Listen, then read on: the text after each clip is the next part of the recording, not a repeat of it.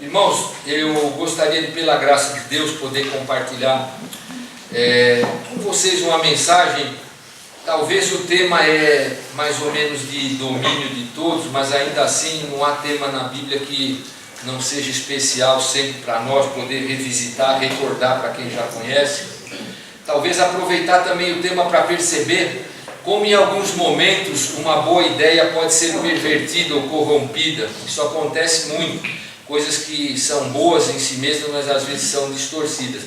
E eu queria falar um pouquinho a respeito de indicações, textos que nós vemos na Escritura, que falam a respeito da nossa santidade, que nos desafiam à santidade.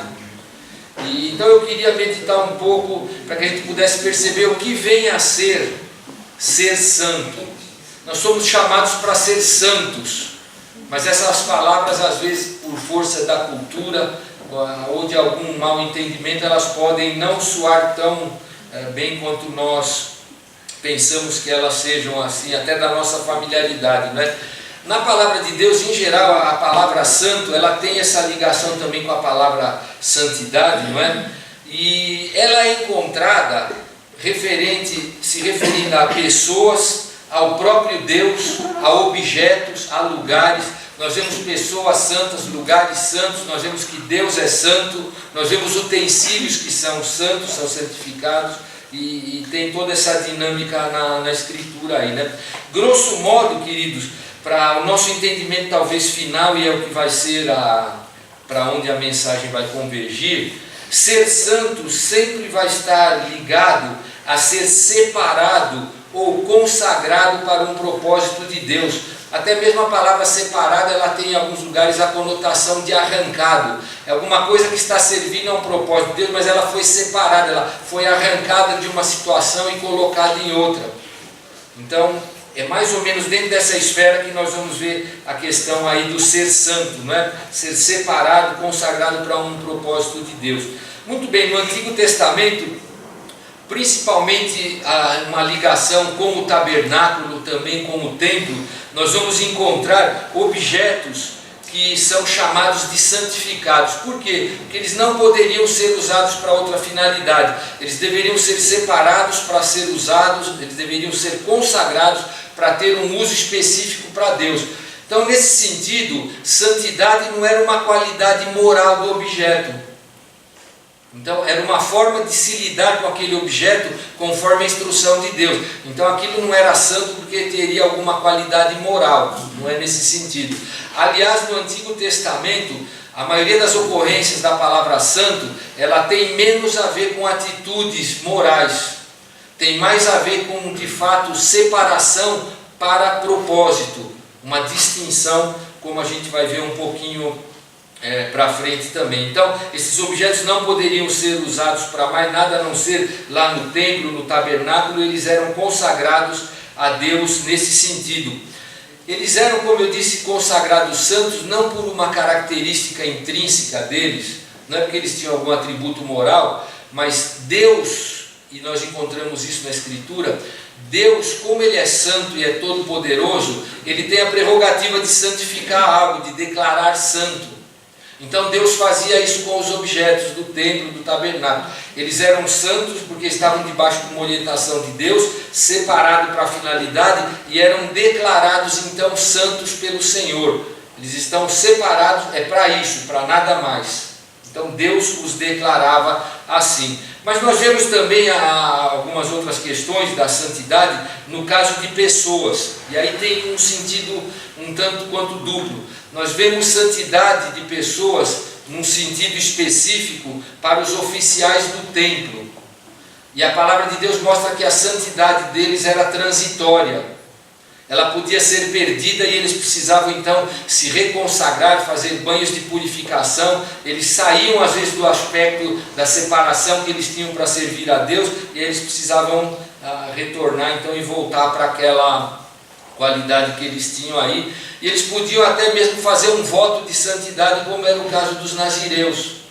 A gente lembra de Sansão, pessoas que fizeram votos de nazireu, não cortava cabelo, e eles tinham uma vida já consagrada, já às vezes até pelos pais, como no caso de Samuel, que que foi consagrado, ele foi dedicado. Era nesse sentido, alguma coisa foi tornada especial para um propósito perante ao Senhor, né?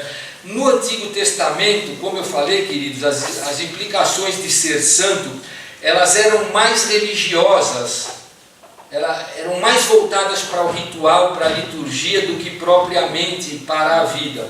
Existiam implicações para a vida do povo de Deus, mas a maioria dos textos vão mostrar que tinha a ver com uma pureza voltada para a adoração. E aí, se você quiser fazer um estudo muito grande sobre isso, você vai pegar o livro de Levítico e você vai ver quantas leis, inclusive o chamado Código Levítico, lá acho que é do capítulo 17 a 26, eram só leis que falavam como a pessoa iria ficar não contaminada e nesse sentido santa para poder prestar adoração a Deus. Então pessoas eram santas nesse sentido aí, elas deveriam consagrar-se a Deus e não se misturar com os cultos pagãos ao redor. Assim que as pessoas eram tidas por santas, elas estavam separadas para a sua relação com Deus, com Javé, então elas não deveriam contaminar-se com nada que era ligado a deuses estranhos. É assim que a gente vai olhando um pouquinho aí a questão, né? Muito bem, a lei também estabelecia, como eu falei, no Código de Santidade, mas em outros lugares, que aquilo que não era ligado a Deus era considerado por Deus imundo. Então essa distinção também é importante para observar. O que era santo era aquilo que estava buscando vivenciar a relação com Deus, separado de tudo que a palavra de Deus ensinava a ser imundo. E um aspecto importante que nós vemos, e o Senhor Deus sempre falará sobre isso, é que Deus se declara santo, e Ele também tem esse aspecto de separação, exatamente por principalmente dois motivos. O primeiro é porque Ele é criador de tudo, e fora de Deus tudo que existe é criação. E nada na criação se assemelha a Deus. Deus é totalmente distinto e separado de toda a obra criada. E nesse sentido Ele é santo em relação a toda a sua obra. Ele é separado, Ele não é da mesma essência. A essência de Deus é totalmente diferente da nossa. Ele é santo nesse sentido, Ele é separado. E num outro sentido, então, ainda pior, Deus é santo no sentido de que Ele é totalmente distinto de todos os deuses que existiam ao redor, seja lá os cananeus, dos assírios, dos babilônios, porque exceção feita ao Deus da Escritura, tudo aquilo que recebia o nome de Deus ou de culto a Deus, eram falsos deuses, já que Deus só existe um. Logo, fora do Deus da Escritura, que é santo, porque Ele é distinto de tudo mais, a adoração a qualquer suposto Deus era contaminação, impureza, e aquele que se dizia então que queria ser povo de Deus, ele tinha que ser santo, separado de toda a religiosidade que nós pudéssemos encontrar lá naquela ocasião. Javé de fato era o único Deus. Eu vou convidar você a abrir a sua Bíblia lá no livro de Levítico, está lá no Antigo Testamento, capítulo 11. Um dos textos que nós vamos ver, depois de nós vamos ver dois textos específicos no Antigo Testamento com uma peculiaridade. Eles são repetidos de alguma forma no Novo Testamento, lidando com o mesmo tema. Diz assim o texto, Levítico 11, 44 e 45. Eu sou o Senhor, vosso Deus, portanto vós vos consagrareis e sereis santos, porque eu sou santo. E não vos contaminareis por nenhum enxame de criaturas que se arrastam sobre a terra. Eu sou o Senhor que vos faço subir da terra do Egito, para que seja vosso Deus. Portanto, vós sereis santos, porque eu sou santo. Então, nada mais legítimo e natural do que um Deus que é santo e chama um povo para ser seu povo.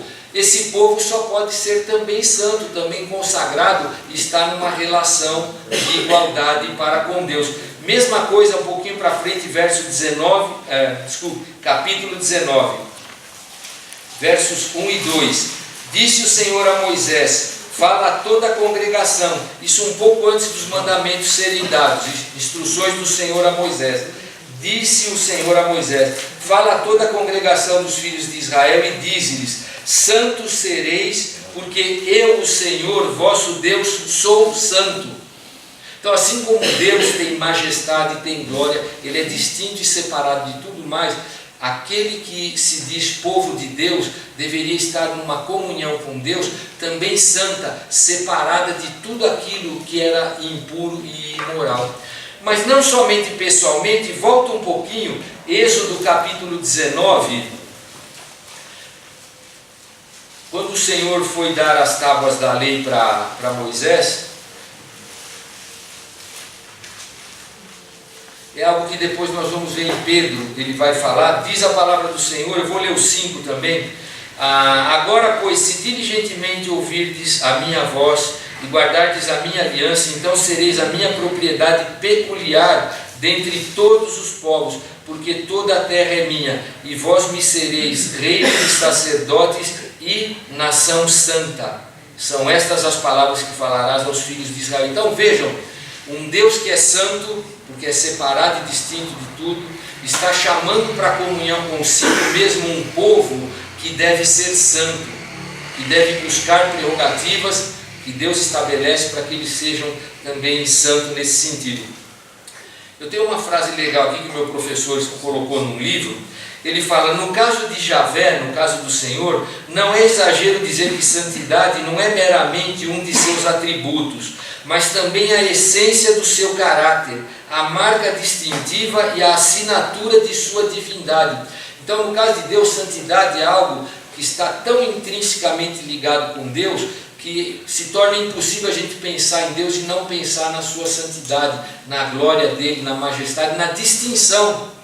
Então, Deus, como alguns autores costumam chamar, ele é o totalmente outro, porque ele não é da mesma qualidade de nós, do mesmo tipo. Ele é criador, ele não é um ser criado aí. Então, a santidade de Deus é declarada em diversos lugares e de muitas formas no Antigo Testamento. E por isso ele tem então o direito e a capacidade de chamar, escolher um povo para si santificar. Ele é distinto, separado de tudo. Se nós olharmos, queridos, o Antigo Testamento, principalmente o livro de Salmos, vai trazer um monte de salmos que falam assim coisas maravilhosas a respeito de Deus. Você não precisa abrir, eu vou ler 3 versos aqui, o Salmo 96, para entender um pouco da santidade, o que vem a ser essa santidade de Deus. Diz assim, glória e majestade estão diante dele, força e formosura no seu santuário. Tributai ao Senhor, ó famílias dos povos, tributai ao Senhor glória e força, tributai ao Senhor a glória devida ao seu nome. Trazei oferendas e entrai nos seus átrios, adorai o Senhor na beleza da sua santidade, tremei diante dele todas as terras. Então percebam, os atributos que são aplicados a Deus, a forma da adoração, mostram que Deus ele é diferente, totalmente diferente. Ele é santo, ele é separado da obra criada nesse sentido, e ele estabeleceu um método para que nós fôssemos também separados para servi-lo e para a glória dele, não é? Então Deus é totalmente livre do que é impuro, e isso é que significa ele ser santo. Então essa característica era cobrada também no culto a Deus. Se o culto trouxesse qualquer tipo de impureza, a gente pode lembrar dos filhos de Eli, várias outras situações. Fogo estranho na presença de Deus era algo não considerado santo e Deus não aceitava. Muito bem, mas vamos andar um pouquinho para falar um pouco disso. Vamos olhar um pouco agora para o Novo Testamento. Nós sabemos que a palavra de Deus ela tem uma revelação progressiva, ela vai sendo incorporada à medida que o tempo passa. Quando nós chegamos no Novo Testamento, a gente vai perceber que o conceito de santo ele se deslocou um pouco do que era mais exterior e ligado ao culto para algo mais interior, voltado para o coração. A gente vai perceber que há essa distinção, alguma coisa que sai um pouco do cerimonial, mas vai para a realidade da vida das pessoas. É assim que nós vamos encontrar as questões voltadas para a santidade no Novo Testamento. Nesse sentido, nós vamos encontrar em Jesus Cristo o nosso modelo de santidade, o nosso modelo de vida separada para um propósito, de vida que está se deixando fora de tudo que é tipo de contaminação, que vive totalmente em obediência ao Senhor, que vem com um propósito. Já veio para ser separado, para servir a um propósito. Então ele se torna um paradigma para nós também nesse sentido. Não só por conta da sua impecabilidade, mas porque ele mostrou-se totalmente consagrado a Deus. Então quando a gente quiser lembrar em algum aspecto como é que vem a ser, como é que funciona a santidade que a Bíblia nos ensina, a gente deve pensar em Jesus. E você pode lembrar, talvez, me vem à mente, o Senhor quando estava na cruz falando: Senhor, passa de mim esse cálice, contudo não seja a minha vontade, mas a tua. Alguém totalmente consagrado a um propósito. E é isso que a santidade nos ensina. A gente se separar, se deslocar de tudo que é contra, que é adverso a Deus, para ter uma vida separada para Ele. Muito bem, nesse sentido, ser santo tornou-se sinônimo de um caráter semelhante ao de Cristo. Então talvez essa frase, se você guardar ela, você vai fazer bom proveito desta mensagem, porque a ideia a ser passada ao final é essa, que nós devemos ser santos na medida em que nós devemos reproduzir o caráter de Cristo na nossa vida. Nós estaremos então nos separando das contaminações do que é impuro, olhando o modelo de Jesus, e nós vamos verificar então que essa é a vida de santidade. Agora, o que nós encontramos a partir da Escritura quando nós vemos os desafios para a santidade? Deixa eu falar um pouquinho o que foi acontecendo aqui para vocês, né? Essa palavra ser santo, ela tinha uma designação mais comum e geral, que era usada para todos aqueles que eram consagrados ao Senhor, usando duas ferramentas que a Escritura nos ensina: crendo no sacrifício de Cristo e pelo dom do Espírito Santo. Então essa era uma pessoa santa nos dias do Novo Testamento, alguém totalmente consagrado a Deus, pelo sacrifício de Jesus e pela obra do Espírito. Tudo bem? A igreja começou assim. Então aqui que eu queria chamar a sua atenção, como às vezes coisas boas podem ser desvirtuadas. Então, alguém que fosse chamado de santo nos dias do Novo Testamento, as pessoas sabiam que era exatamente a pessoa consagrada, separada, ela era retirada das maldades do mundo, do pecado, e ele então dedicava a sua vida ao Senhor, não é?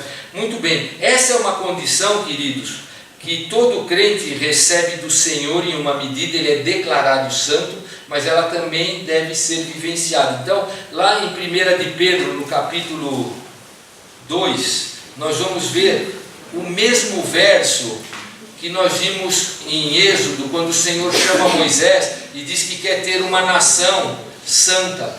Nós vamos ver que Pedro está fazendo eco às palavras do Senhor a Moisés, e está dizendo a mesma coisa. Vós, porém, sois raça eleita, sacerdócio real, olha aqui de novo, nação santa, povo de propriedade exclusiva de Deus, e com uma finalidade, né? Nós somos separados, a fim de proclamardes as virtudes daquele que vos chamou das trevas para a sua maravilhosa luz. Nós fomos chamados para ser separados para esse propósito, para anunciar Jesus. Essa que é a questão aí de ser santo conforme o Novo Testamento, né? Mas aí, queridos, aconteceu uma coisa. À medida que o tempo passava, o que aconteceu? Ser santo acabou sendo uma designação mais especial um pouco, usada para homens e mulheres pela igreja, lá pelo II século, principalmente homens e mulheres que tinham tido morte por martírio, que haviam sido executados pelo testemunho do Evangelho. Então começou a ser chamado de forma um pouco mais exclusiva de santo, não todos os cristãos como a Bíblia nos ensina, mas pessoas que tinham tido um elevado caráter diante de Deus e tinham mesmo perdido as suas vidas por conta do seu testemunho. Estas pessoas passaram a ser assim um pouquinho mais especialmente chamadas de santo. Então acabou havendo uma redução aí do uso do termo para algumas pessoas de muito elevado testemunho e devoção, né? Muito bem, esses mártires, eles eram muito exaltados, e a partir do II século, a igreja tinha um calendário litúrgico. ela cria isso. Ela criou um calendário onde ela lembrava de algumas datas, assim como acontecia no antigo Israel. Eles faziam algumas festas, havia um calendário litúrgico, né? Muito bem, o que a igreja começou a fazer? Ela começou a separar dias especiais para trazer à memória e exaltar em alguma medida estas pessoas que haviam morrido por meio de martírio. Tinham suas cabeças cortadas, sofreram perseguição. A igreja criou um calendário e quando chegava na data da morte daquele personagem, eles traziam a lembrança. Eles lembravam, olha, hoje foi o dia que o nosso irmão, sei lá, Pafúncio, morreu, teve a cabeça cortada por causa do seu testemunho. As pessoas lembravam desse dia e traziam à mente, como a gente traz talvez, sei lá, um familiar à memória que já faleceu, quando chegar no dia do falecimento dele. Eles começaram a trazer à mente, dentro de um calendário litúrgico, os seus mártires. Essa lembrança acontecia exclusivamente no lugar onde ele havia sido martirizado. Então quem sabia era só o povo lá que era ligado até essa pessoa aí, né? Muito bem, acontece, queridos, que depois de algum tempo, mais algum século, século e meio, o que o pessoal acabou fazendo? No lugar onde aquele mártir havia morrido, eles derrubaram a tumba que era dele, o túmulo, a sepultura, seja como for, e construíram um templo sobre aquela tumba para manter permanentemente a lembrança por aquele santo. Então era como se aqui o Tadeu tivesse morrido, um mártir, perdeu a cabeça por causa do Evangelho, está sepultado ali na esquina, nós nos lembraríamos dele uma vez por ano, mas de repente achamos que seria melhor tirar o túmulo e colocar lá a igreja de São Tadeu, em cima do lugar onde ele foi martirizado. Então ainda até esse momento, se fazia uma boa lembrança, se é que eu posso chamar assim, mas ela ainda não estava atribuindo nenhum tipo de poder específico para aquele mártir que havia morrido. Ele era apenas uma pessoa cuja memória não se queria que se esquecesse. Porém, aquela lembrança que acontecia no lugar da morte, ela passou a ser incluída no calendário de toda a cristandade.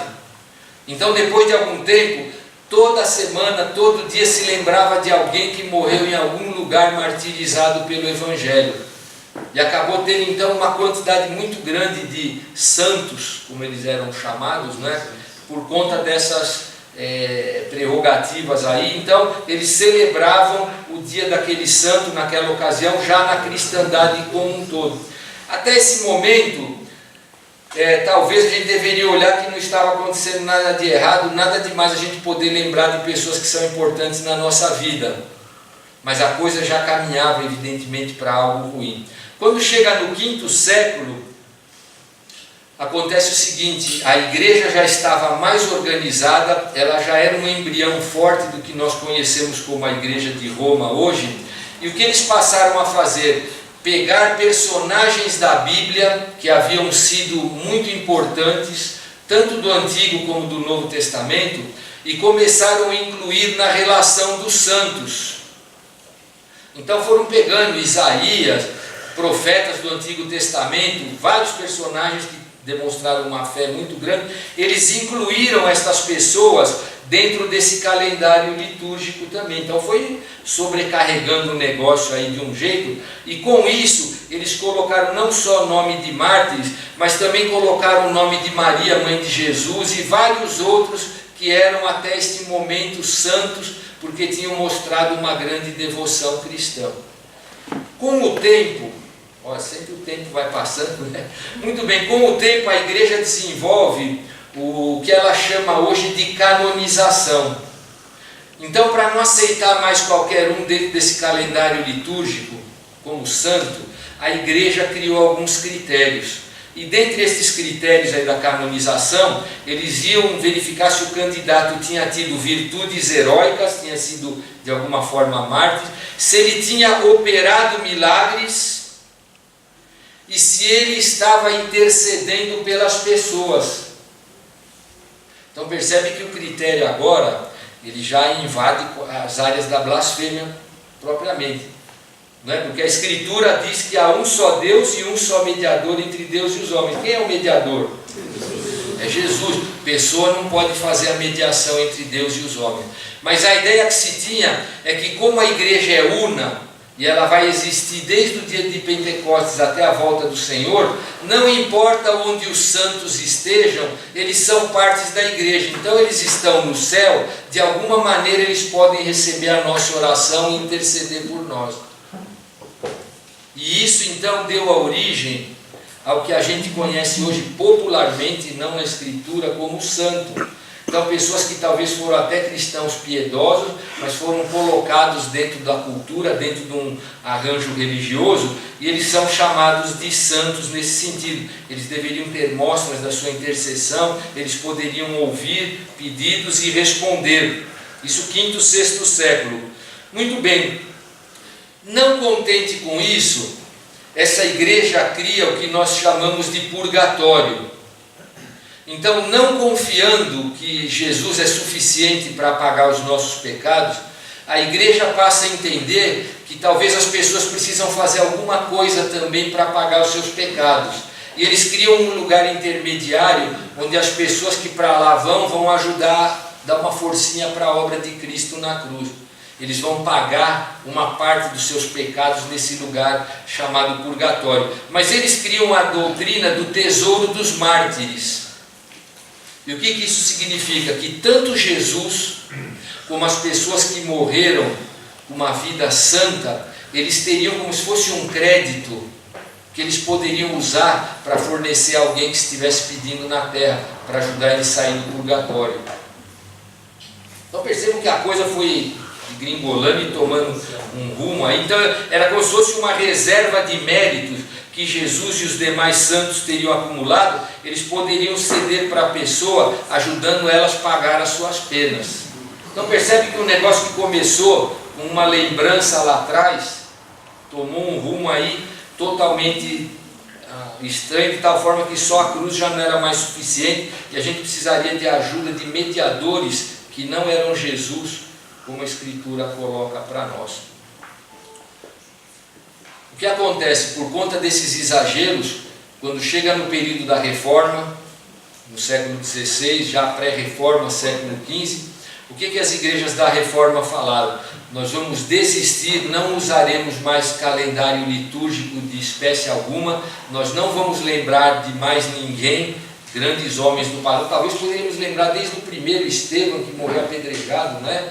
Que homem maravilhoso, homem de fé, mas não vamos lembrar de ninguém, porque o sistema foi contaminado de uma forma, e a igreja então da Reforma, a igreja protestante, ela reagiu e aboliu o calendário litúrgico e a lembrança dos mártires, que aconteceu durante toda a Idade Média. Então talvez lembrar de pessoas como Paulo, Pedro, João, o próprio Estevão que eu falei, era uma prática que eles faziam, lembravam, poxa, olha, nessa data morreu nosso irmão, tá? A gente vai abolir todas essas coisas, elas foram aí contaminadas, né?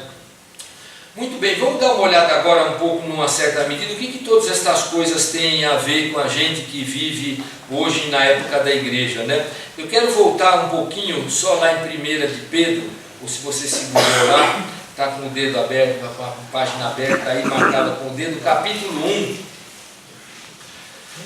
E Pedro vai fazer eco às palavras que nós lemos que o Senhor promulgou, tanto lá em Êxodo, como também em Levítico.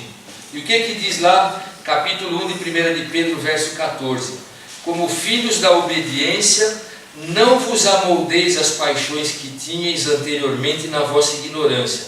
Pelo contrário, segundo é santo aquele que vos chamou, tornai-vos santos também vós mesmos em todo o vosso procedimento, porque escrito está, lá em Levítico, sede santos, porque eu sou santo. Então vejam a responsabilidade, como eu mencionei antes, a igreja deve observar e deve procurar individualmente como povo de Deus, não é? Depois ele vai falar lá no capítulo 2, verso 9, sobre a nação santa. A nação é santa porque as pessoas individualmente são santas, elas devem estar separadas e voltadas para a obediência a Jesus. Como eu falei, ser santo para nós hoje na igreja significa imitar a Jesus.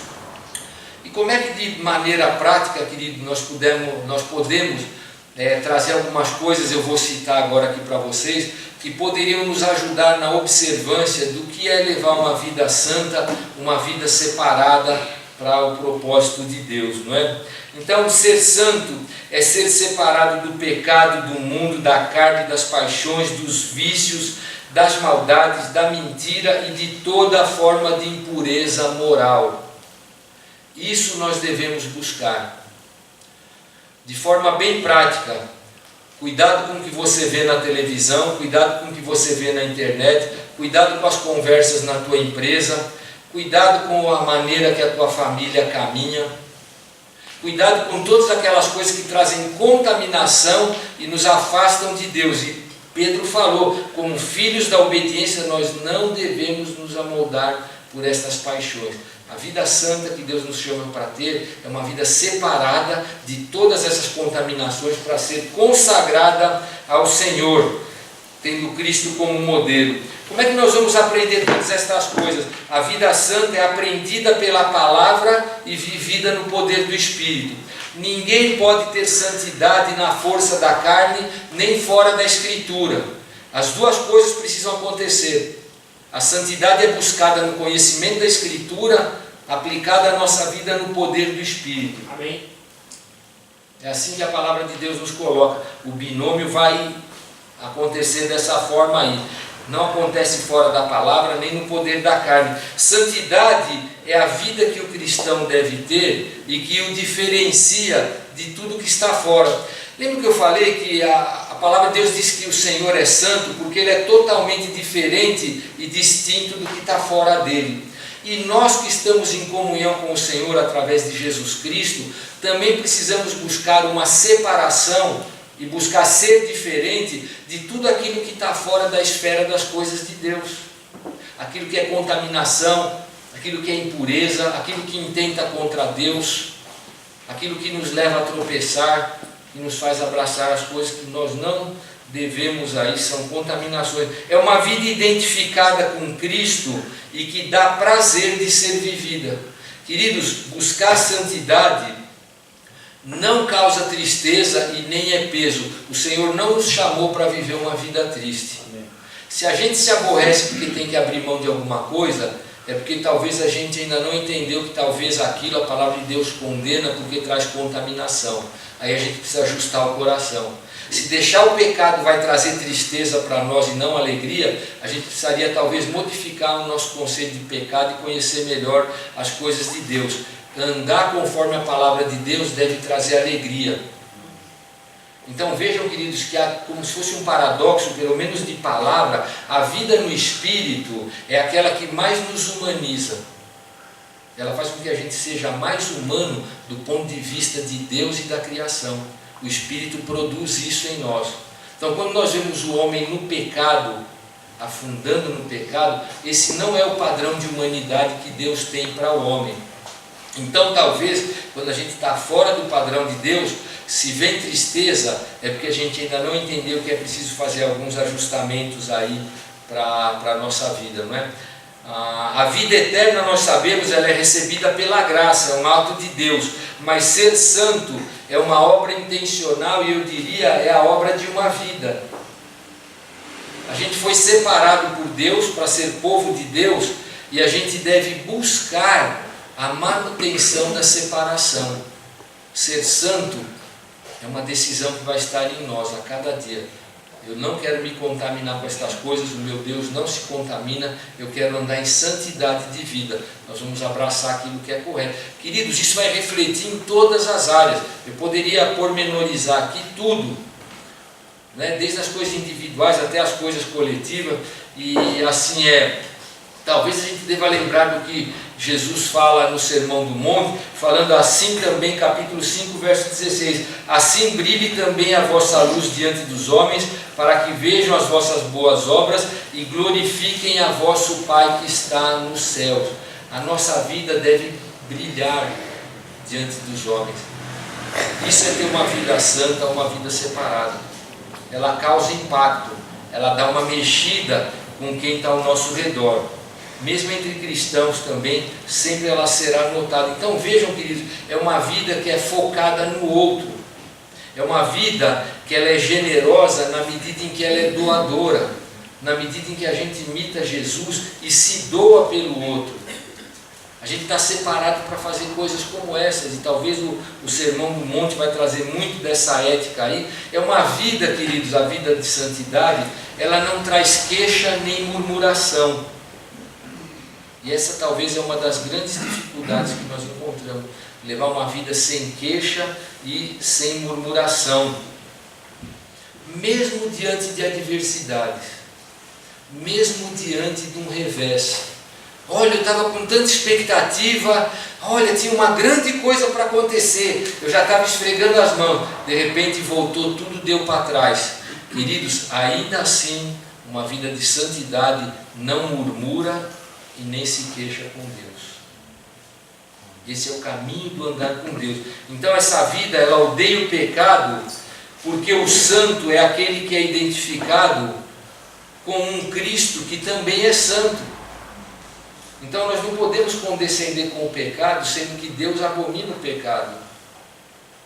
Estas coisas nós precisamos nos lembrar, e sem elas ficaria muito difícil. Se eu posso usar a linguagem popular, nós somos santos porque Deus é santo, e se eu digo que eu sou de Deus, eu não posso queimar o filme do meu Deus e levar o nome dele na minha boca, mas com o meu procedimento falar, nossa, esse pessoal que é de Deus. Então essas coisas precisamos ter em mente.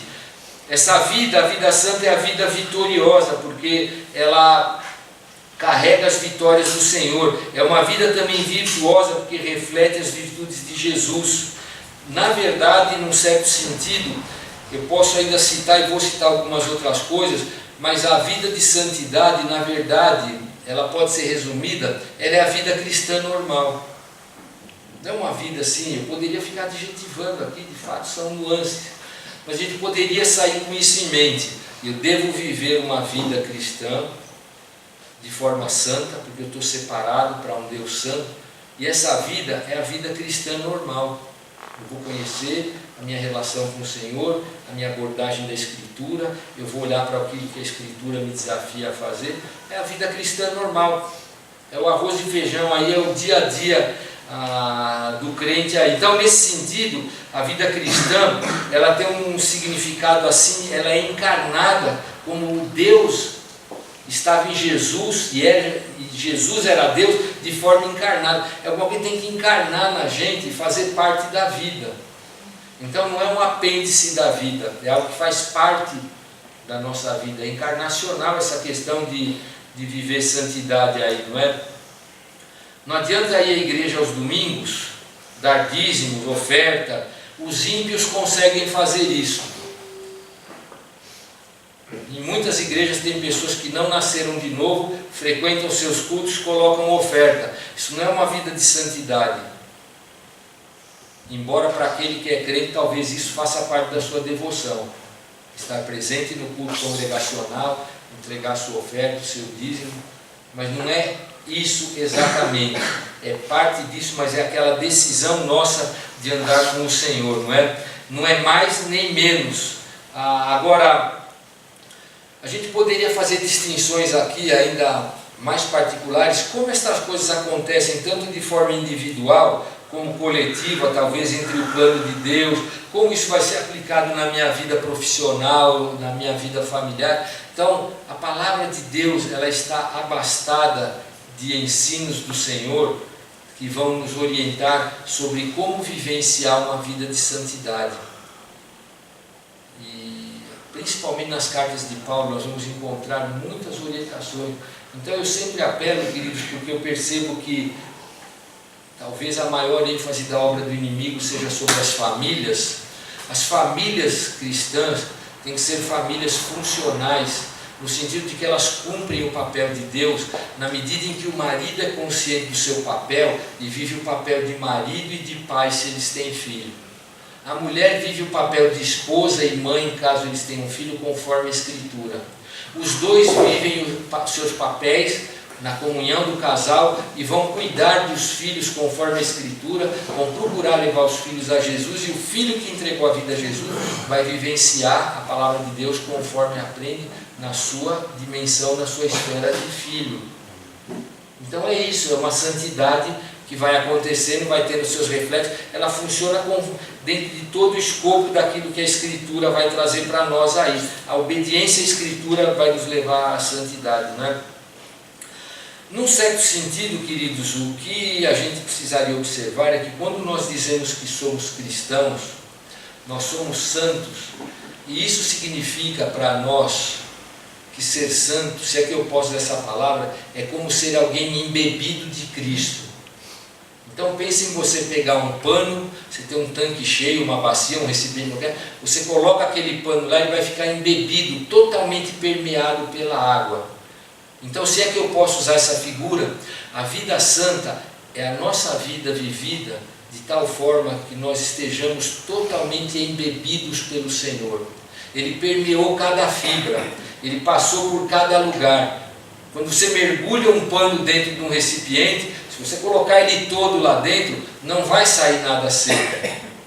A água vai percorrer todas as fibras, vai molhar tudo. Até com sobra, você levanta aquilo e transborda. E assim a gente deve pensar a vida cristã. Uma vida mergulhada na Escritura, vivenciada no poder do Espírito, de tal forma que a gente vai estar cheio da presença de Deus em nós, como se estivéssemos permeados pela água dentro de um recipiente, se a gente fosse um pano aí. Então, a santidade, queridos, ela é vivenciada e ela aparece em todo lugar e em todo tempo. Não tem lugar, não tem hora. E talvez essa questão, eu me apego muito a ela, vocês já me ouviram falar, a gente cria uma certa dicotomia de falar que existe uma chamada vida cristã, e parece que tem alguns momentos, alguns aspectos, alguns lugares, onde a nossa vida não é cristã. Se nós entregamos nossa vida a Jesus, a vida cristã é as 24 horas do dia. Toda ela, não tem a separação, né? Então a gente vai e se coloca dessa forma, e Deus estará sempre nos abençoando. Nós temos que ter isso em mente. Esse reflexo vai se dar na família, no trabalho, nos relacionamentos, nos lugares que nós frequentamos, nas conversas que nós temos, nas coisas onde nós colocamos o nosso ouvido, os nossos olhos, nos ídolos do coração que às vezes estão lá escondidinhos, roubando o lugar de Deus. Todas estas coisas vão ser tratadas pelo Senhor quando a gente estiver embebido do Senhor, vivendo de forma separada para Ele. Então, olhando, queridos, para o Novo Testamento, isso é ser santo, é ser consagrado dessa forma ao Senhor, é algo da nossa luta, do dia a dia, mas é um privilégio poder vivenciar uma vida. Eu não sei quantos anos eu tenho ainda, mas eu sempre em casa eu oro com a Joana e os filhos, eu repito, pela graça de Deus, todo dia: Senhor, não permita que os nossos pés se desviem da Tua palavra. Não permita, eu quero servir o meu Deus até o dia que Ele entender que eu devo subir. Agora, eu sou pecador, eu preciso da graça de Deus, todos nós precisamos, mas a gente deve ter esse intento no coração: Senhor, eu fui resgatado por Jesus para ser santo, para ter vida separada, e eu quero me separar de fato dessas coisas que não têm comunhão com o Senhor. Eu quero uma vida consagrada. Na verdade, quando nós vivemos uma vida de santidade, há duas coisas muito importantes que você deve gravar e que a gente vai experimentar sempre. É uma vida equilibrada e contentamento. Deus é a fonte de todo contentamento. E nós vamos experimentar cada vez mais contentamento para a nossa vida, na direta proporção da nossa obediência às coisas de Deus. Caminhando com Deus, nós vamos ter contentamento. A palavra de Deus nos ensina uma série de coisas que trazem contentamento e uma vida equilibrada. E isso é muito bom. Eu tenho visto muita gente correr atrás de todas estas coisas aí, em outros lugares, de outras formas, e é evidente que não vai conseguir. Estas coisas só tem aquele que está vivendo uma vida santa e devotada a Deus. Agora eu queria perguntar para você, querido, que está aqui hoje, como eu já tenho perguntado para mim desde que eu escrevi estas coisas: Como será que nós encaramos estas coisas no dia a dia? Como você tem encarado estas questões? O desafio da Bíblia, quando ela fala, sede santos, porque eu sou santo. Como é que nós olhamos para isso? Como é que isso impacta a nossa vida? Como é que efeito isso aí traz na nossa vida? Como é que isso mexe comigo de alguma forma? Vocês viram que eu trouxe o mesmo texto no Antigo e no Novo Testamento, o Senhor desafiando o seu povo, sede santos porque eu sou santo. Imperativo de Deus para o seu povo. Como isso mexe com a minha vida? Como mexe com a tua vida? Eu queria muito que você passasse a tua semana na presença de Deus, meditando nestas coisas. Vamos orar. Deus querido, nós queremos agradecer ao Senhor agora pela tua palavra. Como nós vimos e cantamos, ela é alimento. Tua palavra revela um Deus maravilhoso que é o Senhor, um Deus totalmente santo, um Deus que não se mistura, que não se contamina, que mantém sempre a pureza, um Deus que não se deixa enganar, um Deus que tem um padrão moral elevadíssimo, que tem perfeição em todos os atributos. Verdadeiramente o Senhor é santo, Pai. Nós cremos e confiamos no único Deus verdadeiramente santo.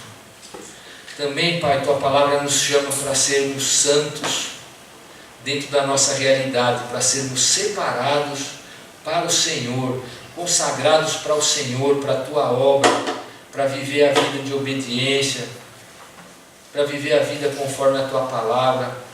Nós queremos te agradecer porque o teu Espírito nos capacita e porque temos a tua palavra para ensinar. Então eu quero pedir, Senhor, a começar por mim, que a tua palavra fale ao meu coração durante essa semana, me desafiando a estar olhando para a minha vida, para eu poder responder de que forma eu tenho sido santo perante o Senhor. Que tu possas falar também aos corações desses meus irmãos queridos aqui, que a tua palavra nos abençoe, nos desafie, que ela fale conosco. E se há, ó Deus, aqui alguém entre nós que ainda não entregou a sua vida a Jesus Cristo, que ele possa sentir-se desafiado agora a confiar em Jesus como seu Senhor e Salvador, para que ele seja santo também, separado como membro do povo de Deus, de um povo que é santo, para a glória do teu nome. Pai, ajuda-nos em nossas fraquezas e que nós encontremos a cada dia na tua palavra o contentamento necessário para vivermos a cada dia na tua presença. Nós oramos, Pai, por todas estas coisas, com gratidão, em nome de Jesus, pedindo que o Senhor nos dê uma semana abençoada na tua presença, que o Senhor esteja falando conosco, que os queridos aqui busquem de fato, Pai, santidade, separação para o Senhor.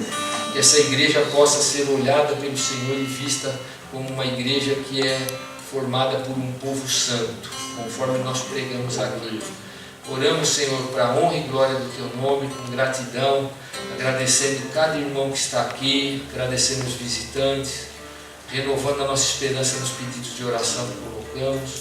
Por todas as coisas, oramos agradecidos, em nome de Jesus. Amém. Que Deus nos abençoe.